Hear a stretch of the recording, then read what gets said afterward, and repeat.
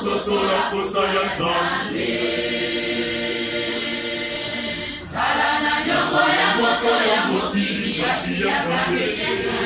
Pambate okozanga lolenge ya kofuta yango. Kanananga bomilengele pambate kanda ya Nzambe ezali koya.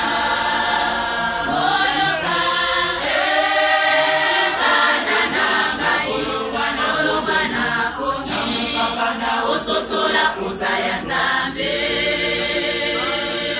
Sala na nyongo ya moto ya mokili kasi ya Nzambe te. Pambate okozanga lolenge ya kofuta yango. Banananga bomilengele pambate kanda ya Nzambe ezali koya.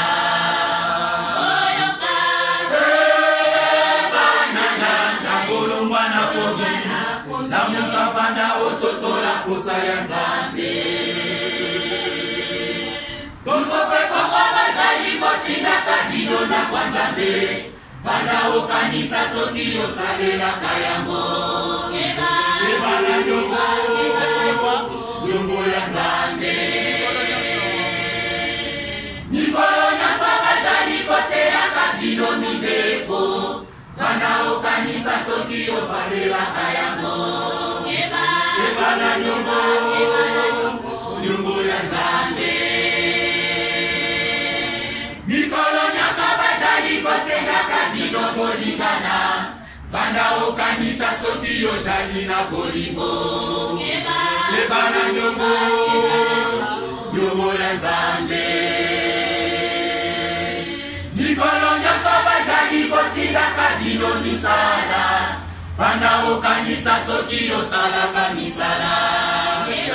Ebala nyongo ya Nzambe. Bokeba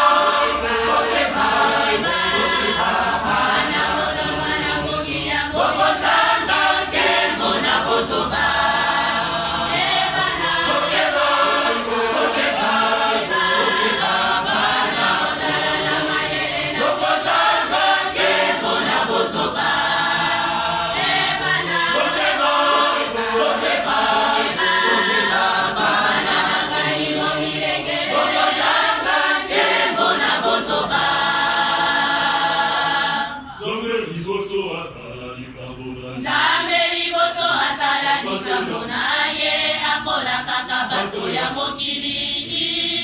Wete bae batina ya likambo.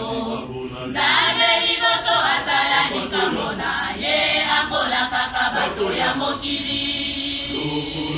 Natango ya kala Nzambe alobaki nano ayebisa bato ya mokili ete Nzambe alingi kosala likambo. Solo baimaki suka basilaki nye.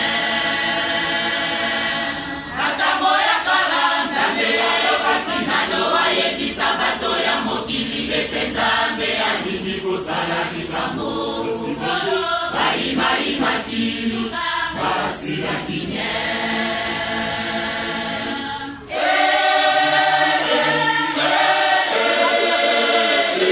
Posa ya Nzambe ezali ete bino basobo sepela na nkembo oyo ebongisani. Okakisaki ekulusu deja la kilati. Bana saki okubelaki deja la kilati. Atikaki bino olopango sika deja libana. Oligomi beko bisala mama ya likambo. Ososoli otala lolenge Nzambe akisini na bozimola.